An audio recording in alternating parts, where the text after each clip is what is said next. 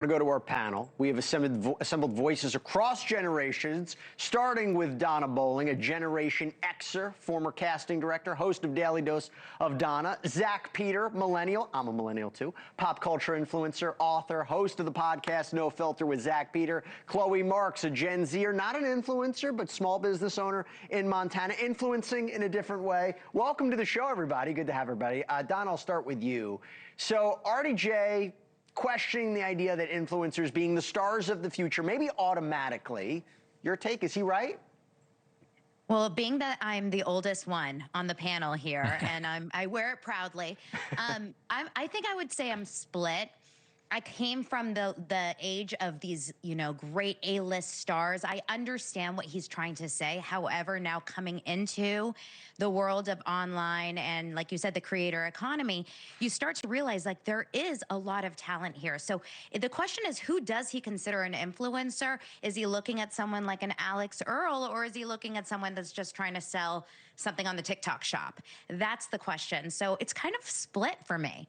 Hey, selling things on the TikTok shop. No easy feat, let me tell you. Zack, I go to you. That's the talent part, right? Because we've watched social media turn ordinary, everyday people into celebrities. It's like, has social media created a new kind of talent, a new kind of star, a new kind of fame? Because what is the price of entry? Not everybody, I mean, the question is, can anybody just pick up their phone and become an influencer, or is there, what's the difference there? Well, there's a difference between virality and celebrity, right? Like they're the ones that are viral and think they're celebrities are going to be doing real estate in 2 years because they don't know how to create a sustainable business model. And then there are the people that know how to create longevity in this game. And arguably, to Robert Downey Jr., in his career, which is well accomplished, but like that world of Hollywood is growing stale. And I think, Hollywood has been such a game of smoke and mirrors, and they've propped people like him up. Whereas I think there's an authenticity that people feel with somebody like me or with Donna, who share our lives on the internet, are very open and vulnerable and transparent with people. And I feel like there's that genuine connection. But I think there's that difference between making that connection with an audience or having a viral moment.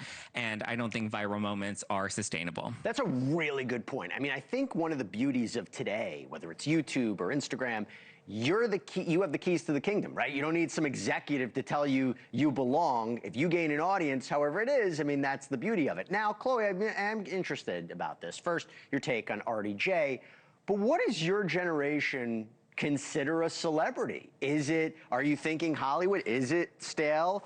Or is it the people you follow every day online? Yeah, I mean, speaking from my point of view, I would say that the first people that come to my head are musicians, actors, actresses when I think of celebrities. And that's not to negate the fame of influencers, but that is to say that when I do think of famous people, that it is people like Robert Downey Jr., those who have starred in movies or written their own songs, things like that. I don't quite follow that same path of seeing TikTok influencers or Instagram influencers and them popping into my head as that like point of immediate fame. Right, and you didn't mention Jesse Weber Live. I'm very insulted. It's fine. It's fine. We're building an audience here, slowly but surely. Donna, I'll go to you. Is there, what is that craft? I mean, I guess it goes back. Let me go back to another part of RDJ's interview. So he says, hopefully the larger part of the youth of, let's just call it America for locality's sake, is going to say, yeah, but that's not my thing. I want to go do something. I'm going to make something. I want to build something. I want to educate myself, and I want to have more input. So whatever my output is, it isn't just a self-aggrandizing kind of influencer type thing. And it goes back to that conversation about you go to honing a craft or making an interest or trying to go online. Well, number one, Jesse, you are a celebrity and an influencer to me. You're it all, so I'm feeling very excited.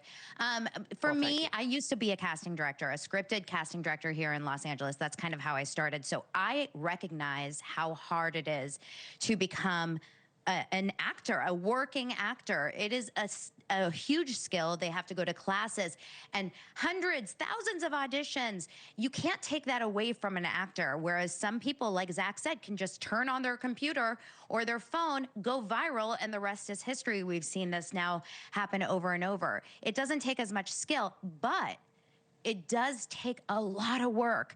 The work of being online and maintaining an audience and staying consistent is so much more work than I think RDJ is giving them credit for. Yeah, I think that there's definitely a difference, but both are hard in different ways.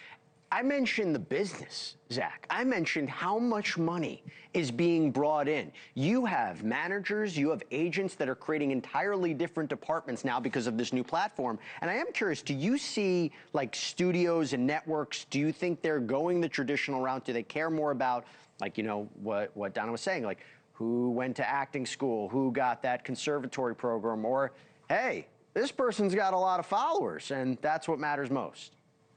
I think we're in this weird transition period, Jesse, where we are losing a little bit of that talent because we're focused on just the follower count, and we're thinking that the higher the number, the more the exposure. But I think there's not as great of an ROI. You need somebody with an engaged audience, somebody that has real influence in order to push those numbers.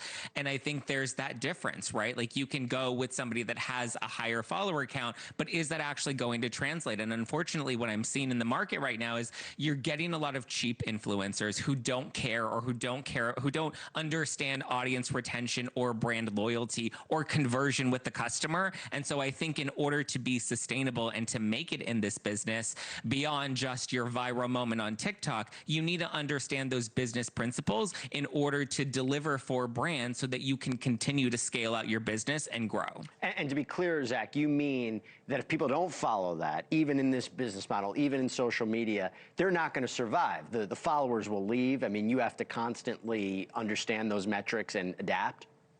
Yeah, I mean, I've been on the internet for 15 years, and it's come with a number of different pivots. And if I didn't learn how to pivot and grow and scale the business, I would be, you know, I would be selling real estate or working at Walgreens, like, or driving for Uber, like a lot of them are doing now. Right. Kloie, back to you.